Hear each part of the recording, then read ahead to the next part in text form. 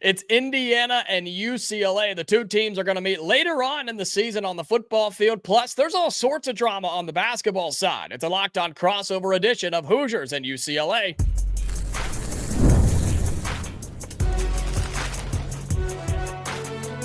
You are Locked On College Crossover, part of the Locked On Podcast Network. Your team every day.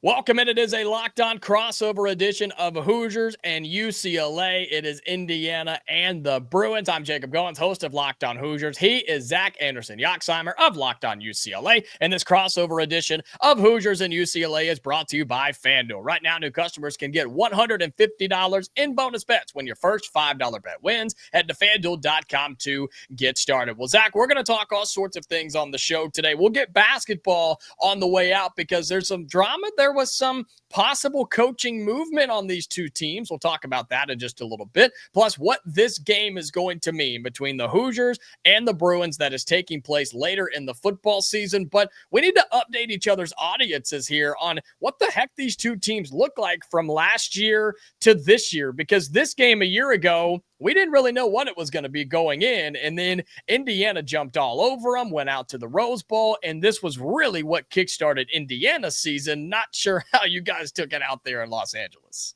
I definitely think everybody was laughing at UCLA. It felt like that was an embarrassment. UCLA was coming off the shaky performance against Hawaii, and then they had the week off, and then it's like Big Ten game against Indiana. You're like, okay. And then they got blitzed. And it was like, this is embarrassing. Is this how Deshaun Foster starts his home record and home resume at the Rose Bowl? And then we saw Indiana was like, wait a minute. They kept winning, and they kept winning, and they kept winning. They made it to the playoff, and they were respectable in that playoff game, in my opinion. So it was like, wait a minute. UCLA never got the, I don't know if it's respect, but they shouldn't have been hated on as much as they should have, as they were at the time. Right. Would you feel the same way, Jacob? I feel like UCLA got hated on, and Indiana was like, oh, we're here. We're loving it. And reality, Indiana was good. Yeah, I mean, Indiana was good, and we didn't know what that Indiana team was going to be. And, I've been asked so many times on, what game was it that you knew, okay, Indiana's good? And you could look at the UCLA game. You could look at the Maryland game. You could look at Nebraska. But UCLA was the first one because it was so early in the season. It was cross-country, Big Ten opener. It was like, all right, what's going to happen here? We really didn't know. And then it was like, oh, okay. Then the questions were, well, what does this say more about Indiana or more about UCLA, yada, yada. And look, I don't think UCLA was bad. They just weren't up to Indiana's level for what the Hoosiers were to become. But I'm with you. I think the Bruins got drugged for this game, and hopefully that respect came back around towards the end of the season. Yeah, I hope so too. I mean, for UCLA, it was quite interesting in that one. And then, after all was said and done, they ended the season well. So you think about it, there weren't that many teams that just destroyed UCLA. Indiana brought it to them in the Rose Bowl. And you saw Iowa struggle. Minnesota took to the very end. There was a lot of fun games in there, but I wonder what it'll look like this year in Bloomington. Yeah, this game's going to be taking place in Bloomington on Saturday, October 25th. And this is past the halfway point of the season. We'll talk about where this is on each other's schedule, kind of what happens before and what happens after. But UCLA was kind of the talk of the offseason, my friend, with a new quarterback. What's his name out there in California? Who's playing at UCLA now? You got Nico Iamaleava. UCLA won the month of April. It wasn't April Fool's. It was the month of April in the transfer portal. I didn't think the spring transfer portal window would yield so much attention and so much talent for UCLA in this upcoming season, but it really did. There was a lot more that came in than just Nico, but Nico is the talk of the town. He was the talk of college football. UCLA became, oh, they're linked to him. And I was like, okay, we didn't really know. We thought, okay, that's just a connection. And then the Bruins went out and made it happen with Nico Iamaliava as quarterback. And the real question is, will he stay a year, 2 years? He has 3 years of eligibility. Very unlikely that he goes and stays at UCLA for 3 years. And it's a unique question if he stays for more than 2. But the UCLA Bruins have a capable quarterback in Tino Sinceri's year 1 as the offensive coordinator for UCLA. And certainly have an athletic guy as QB1 with plenty of talent around him offensively if they can keep him upright. Well, I'll say, if there's anybody that can make Nico better than he already is, it is Tino Sinceri. We were heartbroken to lose him from Indiana. But I got to ask, after all the drama unfolded and kind of now that the dust has settled, if you will, or now that the kind of the news and the headlines have passed, I mean, Nico's the quarterback. He's a transfer guy. He's the quarterback of UCLA. All the NIL money drama is now gone. What's the feeling about him as a quarterback and him leading the offense? And then what's going to be around him as well out there in LA? Well, it's interesting because there was a whole spring practice. Nico was pretty much going to the spring game for Tennessee and then walked out on the Volunteers. And UCLA was in the middle of spring practice. So all these guys were learning this offense. They had a lot of quarterbacks in their quarterback room. And then they all transferred out for the most part. And then Nico spent no spring practice with the new offensive coordinator to practice. The benefit, though, for Nico is he's on a semester system at Tennessee, gets out mid to late May. UCLA's on the quarter system. So he's going to have a big gap of time when it comes to no school time, just sitting there playing football into late September before he has to actually focus on academics. This is just time he can look to improve his skills on the football field and mostly learn the playbook, which the entire UCLA offense is doing. Deshaun Foster did a lot to improve the roster with his overhaul on the staff, recruiting, the coaching staff, players-wise. They have Javian Thomas, a new running back in the backfield that can add some depth. I thought UCLA's receivers were solid with what they have returning. I know Logan Loya and J. Michael Sturdivant were big names that left. I'm not really afraid that UCLA's receivers will do nothing. I'll see what the tight end production will be, but the biggest thing is UCLA couldn't run the ball, and they couldn't protect the quarterback last year. And Indiana truly dominated the line of scrimmage, and in most games, the Bruins didn't protect the quarterback, Ethan Garbers, during the season in 24. If they keep Nico upright, he has a chance to be super successful regardless of the win-loss record. Yeah, UCLA, I think like top 20 transfer portal class, including Nico, a lot of guys around him as well. And I mean, that's going to be the question when these two teams get together is, okay, what positions kind of rise above the other? Which quarterback performs better? Is it the transfer in Nico Iamaleava, or is it the transfer in Fernando Mendoza, a guy that you are probably familiar with who played UCLA was in on him too. They really wanted him. And then Yeah, all of a sudden you're like, we'll take Joey Aguilar. And then eventually they get Nico. What do you think about your side, Jacob, in your quarterback situation? That was a big get early in the portal season, and we're not even talking about that. Yeah, huge get. Nobody's talking about it. And I don't understand why, because I think Fernando Mendoza is a near carbon copy of what Indiana had a year ago in Curtis Rourke, who took this team to the college football playoff. I think Fernando Mendoza is a top 5 quarterback in the Big Ten. I think he's a top 15 quarterback in college football. I really, really do. He's not going to blow you away. His arm strength isn't the craziest thing in the world, but he makes the right decision. He doesn't turn it over, and he never feels the pressure. He just plays the game the right way. And Indiana's offense, with his offensive coordinator is Shanahan now, he's going to be in a system that is just relaxed, simple, and wide open. He's got 2 of his best receivers from last year's team on Indiana coming back, and Elijah Surratt and Omar Cooper. You've got a much improved offensive line with 3 starters pulled out of the portal, including Pat Coogan from Notre Dame, and you've got a running back room by committee. And so I don't know why nobody wants to talk about Fernando Mendoza, but I think he should be the highlight of the transfer portal additions for Indiana on the offensive side of the football, because I expect him to play well, especially in this game against UCLA. But I hope that Nico pans out for UCLA. I really do. And my question for you is, do you feel like Indiana will take a hit with the QB guru, the QB whisperer of sorts, going from Indiana, going to UCLA? It was supposed to be one guy, supposed to be a lot of youth in the UCLA room. And how long do you think that Tino will actually stay at UCLA as the offensive coordinator? Because remember, the Bruins a couple years ago went after Danton Lynn, kind of an unknown guy. Tino more of a known commodity at this point. Danton Lynn stayed at UCLA for a year and obviously went to USC. The Bruins are still okay with the Kaika Malloy as the defensive coordinator. How long do you think he stays? And you already mentioned how much he could do for Nico. Yeah, I think he'll help Nico a ton. I really, really do. Just in kind of settling him down and helping him see the field and not just scramble and break everything down and just kind of, spaz out when things go wrong. I think Tino's really going to help Nico in that situation. I think Indiana will feel it, but not as much as some people think. And I think Tino Sinceri is going to be a head coach within the next 3 to 5 years. I really, really do. I think he's that good. I think he is that talented. I think his IQ is that high. I think that was one of the best hires in the offseason that not enough people are talking about because he was a quarterback coach. Now he's the OC right at UCLA. He is somebody who will be a head coach in the next 3 to 5 years, in my opinion. I really, really think that. But I think the Hoosiers are okay in the quarterback spot, and UCLA is still to be determined. But we could have ourselves a battle when these two teams come together on October 25th in Bloomington. We'll talk about the game, what it means for both teams, and where it falls in the schedule. That's coming up next here on a Locked On Crossover Edition. Today's episode of Locked On Hoosiers and Locked On UCLA is brought to you by our friends at FanDuel. Summer sports are in full swing, and whether you're all about baseball under the lights, golf on the green, or high-stakes soccer action, FanDuel is the best way to make every game even more exciting. You're already following the action, right? You watch it, you listen to it, you keep up with it on your phone, so why not make it a little bit more thrilling? And with FanDuel, you can get in on the game while your friends are out there getting sunburned on the beach or shooting 130s on the golf course like Spencer McLaughlin. So you can use FanDuel right now. Use the app, use the website, doesn't matter for golf, WNBA, NASCAR, F1, whatever you want, FanDuel has got it for you. If you're new to FanDuel, new customers can bet just $5 and you'll get $150 in bonus bets if your first bet wins. Open the FanDuel app today or visit FanDuel.com to get started.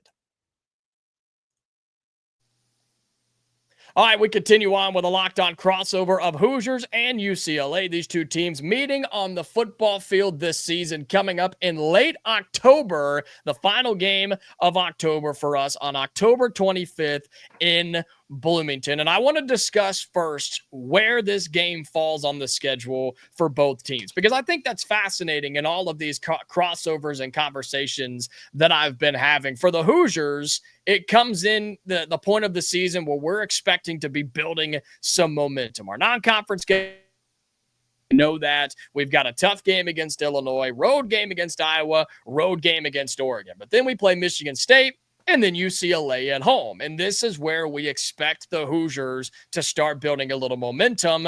What about UCLA? I pull it up and look at it. It's in the middle of, I don't know how to describe the schedule. Not terrible, but not easy either, right?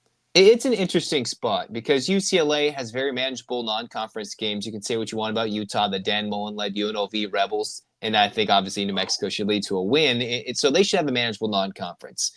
In this part of the Big Ten schedule, they got Northwestern on the road. They host Penn State, obviously a huge challenge. Go to Michigan State, and then they host Maryland. So a lot of back and forth travel-wise at that point. It comes right before a bye in early November. There's a lot of teams that have 5 games in November. UCLA does not have that. They get a bye after the Indiana game, so maybe a little bit beat up.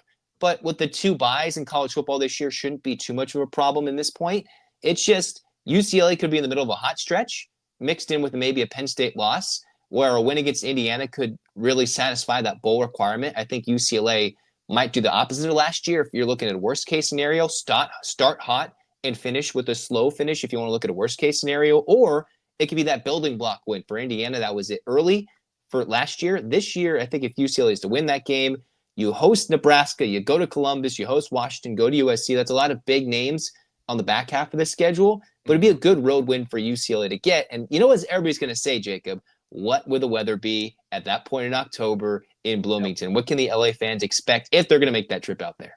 I hope it's cold. I hope it snows. I hope there's ice in the stands, maybe at Memorial Stadium. No, I want you guys to have fun. And I hope UCLA fans travel because Indiana football, in just the 1 year that Curt Cignetti was here and getting to the college football playoff, he came in and made a lot of demands from the athletic department, from the program itself, and from the fan base to buy in, right? Buy in financially, buy in emotionally, and buy in physically, a la your presence. Be at the games. And Indiana and stay all 4 quarters. And stay all 4 quarters, yes. Because not because you're winning, but in the past it was because you were losing. But fans showed up and they are supporting this team. And so I hope by this point that Indiana is, an undefeated team. 1 loss is probably more realistic. 2 losses could be, but I expect the fans to still show up. And I encourage UCLA fans to make the trip. Bloomington's an awesome town, man. It's one of the most historical college towns in America. And at this point, unfortunately, basketball season won't quite have started yet, but it'll be right around the corner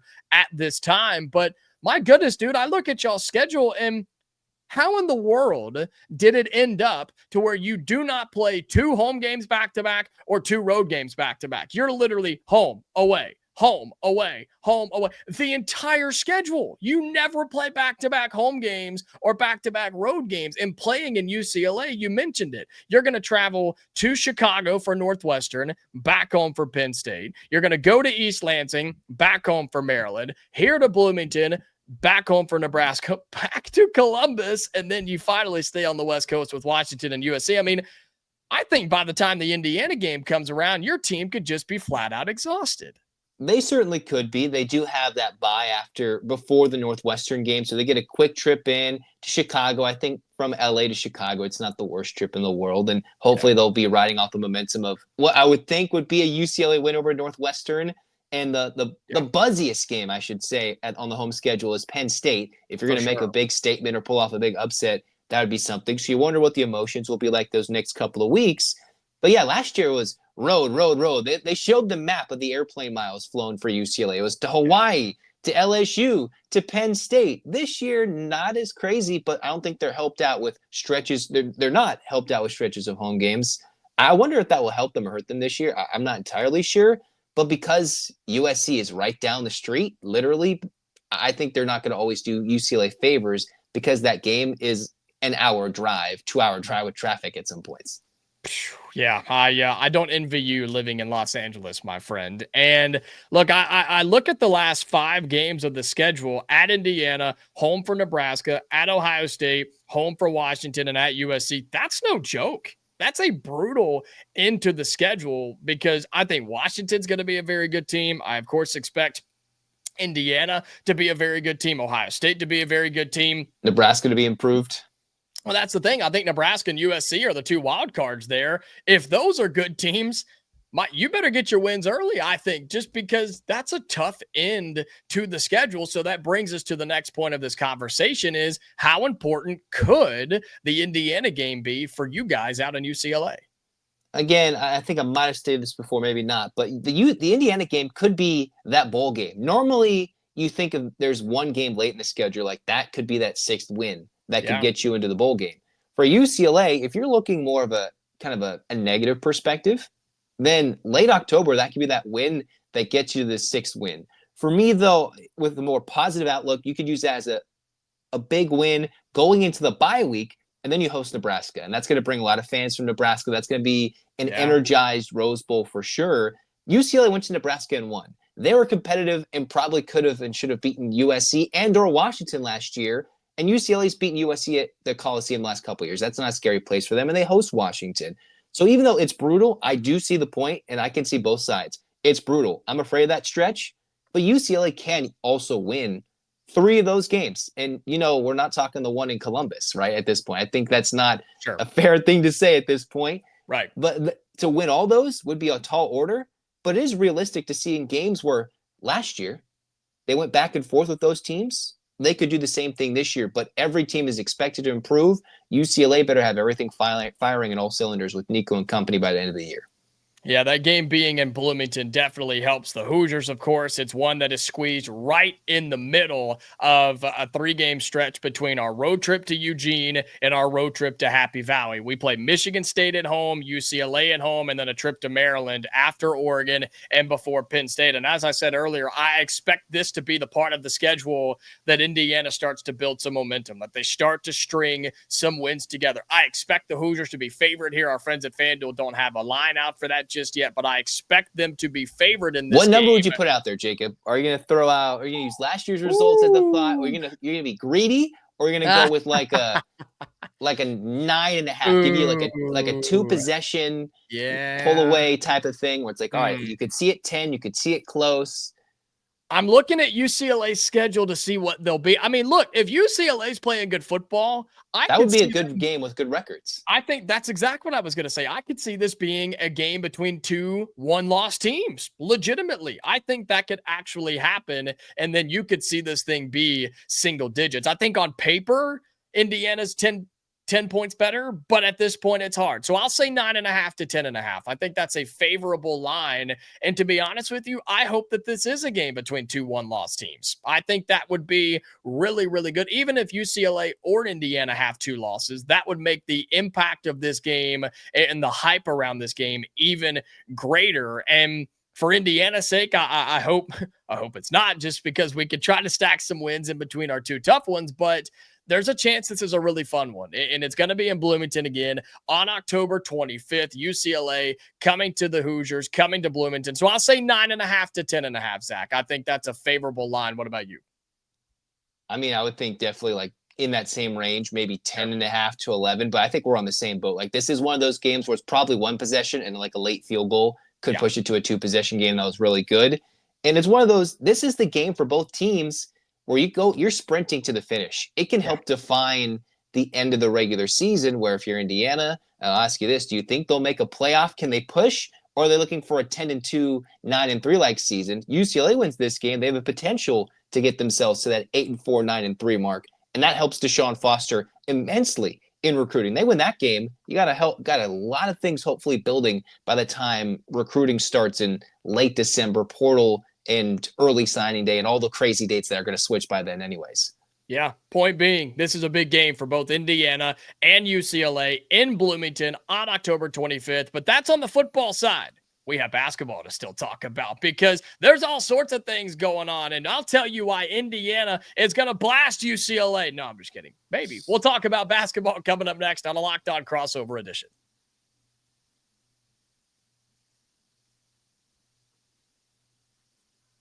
All right, final segment on Locked On Crossover of Hoosiers and UCLA. I'm Jacob Goins of Locked On Hoosiers. He is Zach Anderson, Yoxheimer of Locked On UCLA. The fans, the people, they knew we were getting to basketball. They knew we were going to end talking a little hardwood. And there was some off-season rumblings here, Mr. In-season. Yoxheimer. Yeah, I would say in-season rumblings a little bit too. Yeah, I would see. Yeah, that's fair. That's fair to say. At the end of the regular season and then into the offseason, because it's no secret Indiana was looking for a new head coach. Mike Woodson finally got the boot, or he quit or retired or parted ways or whatever language they want to use. And he finally got out as the head coach, and we were looking for a new one. And we were just knocking on doors and sending out texts, hey, you up type of thing. And your head coach, Mick Cronin, kind of got thrown around a little bit. Were you worried at all about your man leaving UCLA for Indiana or another job in the offseason? I'm not entirely too sure I was, especially you look how quickly that after they got eliminated, they were able to bring in Donovan Dent. They were making moves. They were making moves, and they got, the 1A, the number 2 option in all of the portal at the position they needed to improve the most. And while the Adai Mater loss in the transfer portal to Michigan hurts, it clearly meant he was making moves. Like, I think Mick Cronin wants to make his big swing, right? This is a team that this year could make some noise. I thought last year's team could do a little bit more than they did. This year's team, with a lot of good pieces Mick Cronin likes to have, could make some noise in the tournament in the Big Ten. But with how quickly they swung that, I think this is one of those, all right, this season defines his legacy and will prove long-term extension or seats warming up. I don't know if last year was that case. As much as it was a little rumor mill to Indiana, I don't think that was ever going to be the case, even though his dad's still closer out there and there's connections to his family back east. Sure. Yeah. I mean, look, there were approximately 82 names that were thrown around for the Indiana job. I mean, we're talking about Jay Wright, Bruce Pearl. I mean, everybody out there was a possibility for Indiana. They landed on Darren DeVries from West Virginia, who was there for a year. He's now in Bloomington for year one. And what's unfortunate about these two teams this year, Zach, is the idea that they only play one time. And we come to you. Indiana comes to Los Angeles. We don't know what day that'll be. We don't know what time. We don't know exactly where in the schedule yet, since Big Ten basketball schedules have not been released. But overall, what is your confidence level in UCLA basketball heading into 2025 and 2026? Confidence level, and then realistic expectations. You were kind of talking about it there with Cronin himself, but just for the team as a whole. It seems like, looking at various sources from those early out of season or, heading preseason, like bracketology rankings, looking even our own rankings from Andy Patton and Isaac Shea, there's still like a weird gap as to what we think UCLA could be. Is it a top 5 team, or are they not a top 25 team? Now, I think one is a little more ridiculous. UCLA is certainly a top 15 team. It's the lack of presence in the post that gives me some hesitation to go out there and say they're a third weekend team. And we know what a third weekend team means when it comes to the NCAA tournament. But they're definitely a top 3, top 4 contender in the Big Ten. That's a realistic comparison. Even though it was a little dicey this last year, took some help to get the top 4 seed in the conference tournament. They were there. They got some wins. The hesitation is, how did they fare on the road? UCLA, outside of an Indiana win, did not really fare that well on the road off the West Coast. They really didn't. Yeah. I think with what they're bringing back, the talent they brought in, any production in the post, UCLA can do things. So I think realistically, an Elite 8 would be a solid ceiling with a chance to get to the Final Four, and I think that's realistic, get to the Sweet 16. How about for Indiana?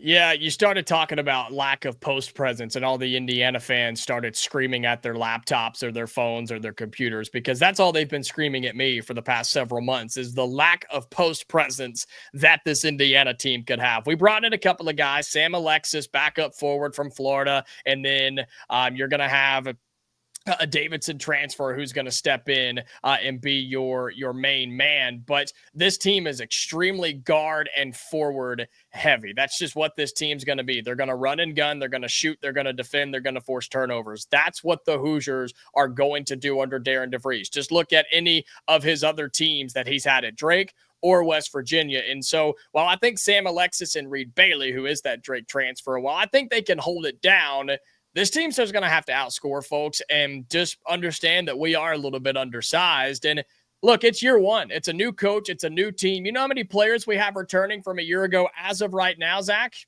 0. None. Not a single player from last year. That's a lot more common in college basketball than that used to be 5 years ago. And it's absurd that teams can still be successful with those numbers. It's crazy. It is. We're waiting on one kid, Luke Goody, to get his NCAA waiver approved or denied. We had 2 guys waiting. One just got denied. We're waiting on the other one as of this recording. And so it's a brand new team, brand new roster, brand new staff, brand new everything. And as much as it hurts me to say, because it's Indiana basketball, the expectation in year one for Darren DeVries, just make the tournament. Make the tournament, win some big games in the regular season, maybe win a couple big ones in non-con play. We have Marquette, we have Louisville, we have Kentucky on that schedule in non-con play. Win some big games, make it to the tournament, and then continue to recruit. And Joe Lunardi did an updated bracketology. This is a couple of weeks old, and it is July, so don't take this and run with it. Indiana's good. Or maybe you do. Maybe you just, maybe you put the house on it. I don't know. Indiana's considered first 4 out, or next 4 out, I think. UCLA's a 4 seed. Does that sound solid to you? Would you take, if I said, Zach, UCLA's a 4 seed right now, guaranteed on Selection Sunday, do you take it? I would, considering I thought UCLA was very underseeded for this year's tournament. I thought they didn't get any help. I thought they should have been a 6 seed instead of what they got. And then the Tennessee draw in the second round was rough in this 2025 tournament, and playing in Lexington, Kentucky, traveling and playing in Tennessee's rivals' backyard. I thought that was rough. 4 seed, give me a West Coast regional, easy play in the Sweet 16, a lot closer to home. They'll take that after any travel in the Big Ten. Absolutely. How it looks and how it plays out, probably entirely different, because I've seen UCLA ranked as high as 4 in this offseason, and then, a little bit lower in the top 20. But with the top 4 seed, well within that top 16 range for sure. I told you and UCLA football fans why they should make the trip to Bloomington on October 25th. Tell Hoosiers fans, as we wrap up here, tell Hoosiers fans why, whenever and however this game is played at UCLA during the basketball season, tell Hoosiers fans why they should make a trip out to Los Angeles. Very likely the weather will be much better. There are times that during the LA winter, you might get a bad weather. Obviously, it looks very different from Bloomington, but you might be surprised. You're like, oh, it wasn't as blue sky, sunshiny as we thought. But, it'll most likely be better. I can't say at this very moment that the atmosphere in Pauley Pavilion for the men's games is going to be rocking. But if they do get some early momentum, the Big Ten games tended to have a little bit more energy with them. And it really depends on what Indiana brings with their record. If they bring a lot of buzz, you'll see the UCLA fans out there. Indiana fans will certainly make their presence known, hopefully at Pauley Pavilion.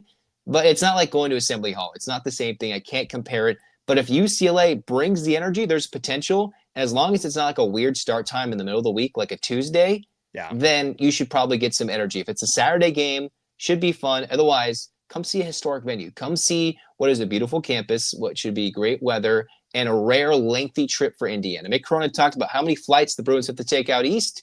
Well, Indiana and the other schools don't have to fly that far in terms of as many trips to either coast. Looking forward to the two teams meeting on the hardwood and then on the gridiron on October 25th. This has been a lot of fun. Always enjoyed doing this. We'll do some more getting closer to the matchup on the football field, and we'll do multiple during basketball season. In terms of Locked On Crossovers, he is Zach Anderson, Yoxheimer of Locked On UCLA. I'm Jacob Goins, host of Locked On Hoosiers. Until next time, stay safe, and we'll talk to you later.